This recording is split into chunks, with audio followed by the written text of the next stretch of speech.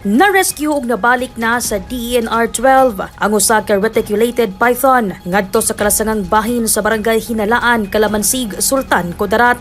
Ang halas adunay gitas-on nga 2.5 meters ug gibug-aton nga 3.8 kilograms nga nasiplatan duol sa kulungan sa manok sa Poblacion II, Lebak, Sultan Kudarat niaging semana. Gi-turn over dayon kini sa mga residente ngadto sa Lebak Municipal Environmental and Natural Resources Office o gitugyan sa Sentro Kalamansig para sa hustong pag-atiman. Himsog ang bitin ug nakumpirma nga angayan kining ibalik sa iyang natural nga Pinoy-anan aron nga makapadayon sa paghimo sa iyang mahinungdanong papel sa ekosistema. Subay sa record, ang reticulated pythons ang pinakadagkong sawa sa kalibutan ug usa sa pinakabugat. Nga sagad nagpuyo sa tropikal nga kalasangan sa South ug Southeast Asia. Dili sab kini susama sa ubang halas nga makamatay kung makapahit.